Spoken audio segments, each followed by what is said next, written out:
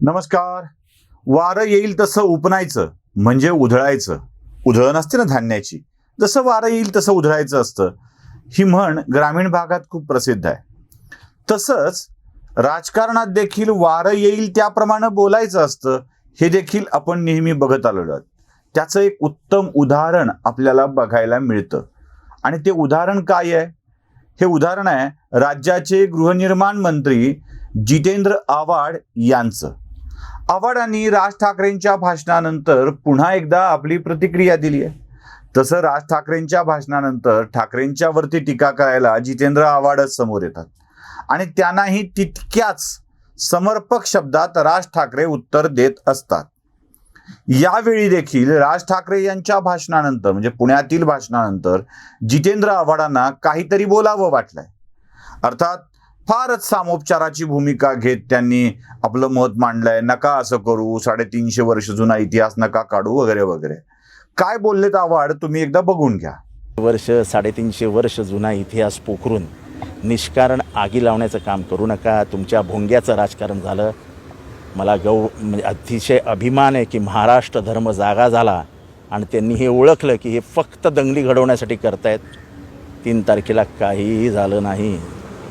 जितेंद्र आव्हाडांच्या या विधानावर हसावं, रडावं, राग यावा, कीव करावी, काय करावं असा प्रश्न मला पडलाय. मी सुरुवातीला सांगितलं ना, वारं येईल तसं उपणायचं ही जी सवय राजकारण्यांना लागलेली असते ती बरोबर इथे आपल्याला दिसते. जितेंद्र आव्हाड सामाजिक सलोख्यासाठी, सौहार्दासाठी किती चांगलं वागलं पाहिजे. 350 वर्ष जुना इतिहास काढून काय फायदा, कशाला काढताय औरंगजेब वगैरे असलं सगळं, हे अशा स्वरूपाच्या गप्पा मारत होते. म्हणजे मला आव्हाडांचं भाषण ऐकताना ते एक कवी आहेत ना, वगैरे वगैरे म्हणणारे नायगावकर, त्यांचं म्हणजे कशाला काढताय आव्हाड वगैरे वगैरे सगळं, औरंगजेब वगैरे अशा स्वरूपाचं सगळं ते विधान वाटलं. आता या आव्हाडांच्या भाषणात खरं तर ऐकल्यावर प्रथमदर्शनी असं वाटतं की आव्हाडांच्या काय उदात्त भूमिका आहेत. आव्हाड नेमकं जे बोलतायत ते आधी करत होते हे लक्षात घ्या. जितेंद्र आव्हाड सातत्यानं इतिहासातले दाखले देत काही लोकांच्या वरती प्रहार करत आलेले आहेत.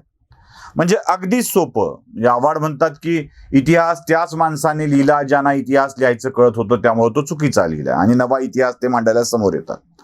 बाबासाहेब पुरंदरेंच्या इतिहासावरती आव्हाड प्रश्नचिन्ह लावतात.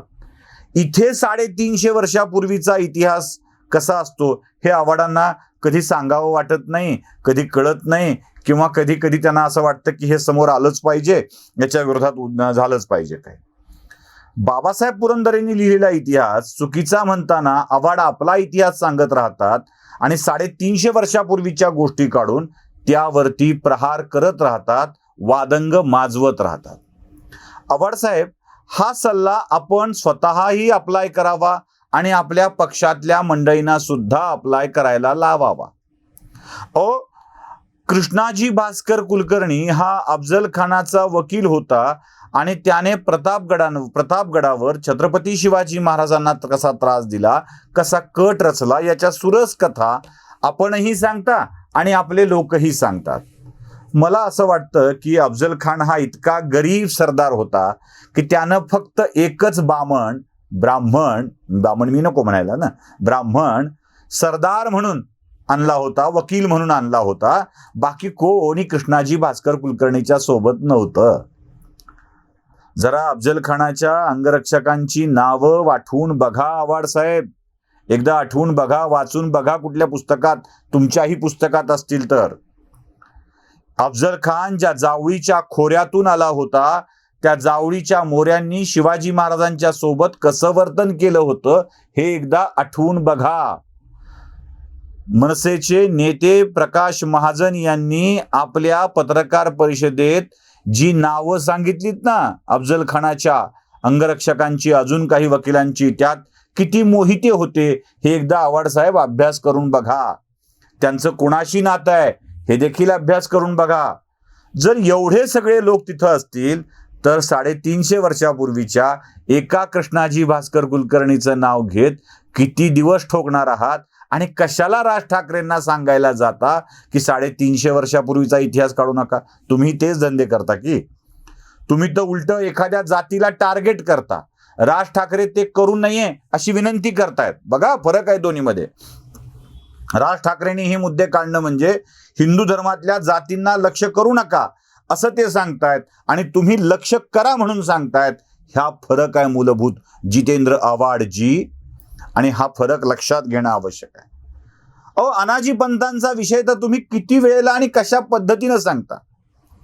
तुमच्याच अमोल कोल्हेनी अनाजी पंत ज्या पद्धतीनं मांडला तितका अनाजी पंतांचा इतिहास क्रूर आणि दगाबाज आहे का? मुळात अनाजी पंत या प्रवृत्तीला छत्रपती शिवाजी महाराजांच्या 2 अपत्यापैकी एका अपत्यावर विशेष निष्ठा होती, भक्ती होती, प्रेम होतं आणि एकावर नव्हतं. आता छत्रपती संभाजी महाराजांच्या ऐवजी छत्रपती राजारामांच्या विषयी प्रेम ठेवणारा अनाजी पंत हा शिवद्रोही कसा असू शकेल? तो फार फार तर छत्रपती शिवाजी महाराजांच्या घरामध्ये भांडण लावणारा अगलाव्या इथपर्यंत आपण समजू शकतो. पण छत्रपती शिवाजी महाराजांनीच अनाजी पंतांना वेगळ्या दर्जावर ठेवलेलं होतं. दातात तलवार धरून लढणारा वीर आणि कलम चालवणारा वीर म्हणूनही अनाजी पंतांची ख्याती होती. अनाजी पंतांनी स्वराज्याचा महसूल वाढवलेला होता.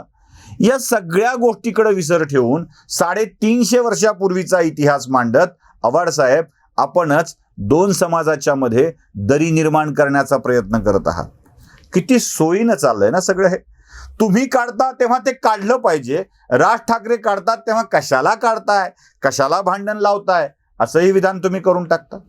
मला तुमचंच अजून एक विधान ऐकवायचं आहे आव्हाड साहेब. तुमच्या त्या एका कृत्यामुळे महाराष्ट्रातल्या हिंदू धर्माच्या तमाम काकड आरत्या बंद झाल्या. रात्रीची होणारं कीर्तनं, प्रवचनं बंद झाली. म्हणजे तुम्ही मारायला गेले कोण आणि मेले कोण याचा जरा विचार करा. तुम्हीच काय म्हणालात बघा. म्हणजे राज ठाकरेंनी भोंग्याचा विषय काढल्यामुळं तुम्हीच काय म्हणालात ते नीट बघा. भोंग्याचा विषय काढल्यावर तुम्हीच म्हणालात की तुमच्या काकड आरत्याही बंद झाल्या आणि रात्रीची कीर्तनही बंद झाली. कोण केली हो? सरकार नावाच्या यंत्रणेनंच ना. औरंगाबादेत पोलिसाने आपल्या बायकोच्या वाढदिवसाला हॅपी बर्थडे टू यू गाणं लावलं म्हणून त्या पोलिसांवर, उपनिरीक्षकावर गुन्हे दाखल करणारं तुमचंच सरकार ना आव्हाड साहेब, तुमचंच सरकार होतं. अहो, बुटा सगट कीर्तनकाराच्या कीर्तनात जाऊन त्याचं कीर्तन बंद पाडणारा PI हा तुमच्याच सरकारचा प्रतिनिधी होता ना आव्हाड साहेब. या सगळ्या गोष्टी त्यांचं बंद करताय का, त्यांच्याविषयी बोलताय का, म्हणून आम्ही तुमच्याविषयी पण बोलणार असं तुम्ही सांगणार असाल तर त्याला काय म्हणायचं? मुळात जितेंद्र आव्हाडांना सोयीनं कधी कधी अशी सामोपचाराची भूमिका घ्यायची आहे. आणि समन्वय मला एकाने प्रश्न विचारला होता, समन्वयाची भूमिका कधी घेणार आहेत सगळे, सामंजस्याची भूमिका कधी घेणार आहेत सगळे, मध्यममार्गी लोकांना काय वाटणार आहे? त्या प्रश्नाचं उत्तर मी देतोय. समन्वय आणि मध्यममार्गी असणं म्हणजे काय? देशातल्या बहुसंख्य समाजांनी आपल्या भावनाला दाबून टाकून अल्पसंख्याकांच्या भावनाला प्रतिनिधित्व देत राहायचं, पुढे पुढे करत राहायचं. बाबांनो, तुम्ही अल्पसंख्याक आहात, करा, आम्हाला काय करायचंय ते करा, आमची पाडा, प्रार्थना स्थळं पाडा आणि त्यावर तुमची प्रार्थना स्थळं उभा करा, आम्हाला काही म्हणायचं नाही, कारण आम्ही समन्वयवादी आहोत. तुम्ही धर्मांतर करा, या इथे मोठे धर्मांतर घडवून आणा. धर्म काय असतो? कोणी जगायसाठीचा धर्म, पोटाचा धर्म खरा, जगण्याचा धर्म काय आला खरा? जर धर्म काहीच नसतो ना तर मग ख्रिश्चनांचं धर्मांतर का होत आहे? मुस्लिम धर्मांतर करून का घेत आहेत? धर्म काहीच नसतो ना. जर धर्म काहीच नसतो, हिंदूंच्या धर्माबाबत ही सहिष्णुता बाळगायची असेल तर मुस्लिमांनी आणि ख्रिश्चनांनी देखील धर्मांतर बंद करावी. असं होत नाही. समन्वय म्हणजे हिंदूंनी स्वतःला हीनत्वाची भावना घेणं आणि बाकीच्या धर्मांनी हिंदूंवर हावी होणं, हाच एकमेव समन्वयाचा विचार आपल्याकडे रुजवला जातो आहे. जर संघर्ष नकोच असेल, मी तुम्हाला अजूनही सांगतो, संघर्षाच्या घटना घडल्यात किती आणि कोणकोणत्या, कोणी घडवलेत हे संघर्ष? जगाच्या संघर्षासहितचा विचार केल्यावर जगातल्या हिंसाचाराच्या घटनांमध्ये हिंदू सहभागी नाही हे तुमच्या लक्षात येईल.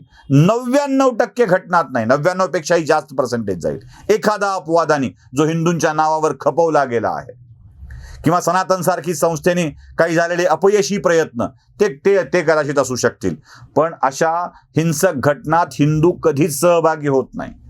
सोयीप्रमाणे बोलत राहायचं, सोयीप्रमाणे समन्वय सांगायचा, हीच आव्हाडांची सातत्यानाची भूमिका राहिली आहे. ती आपल्या समोर मांडावी म्हणून आलो होतो. आवडला असेल लाईक, शेअर आणि सबस्क्राईब नक्की करा. धन्यवाद.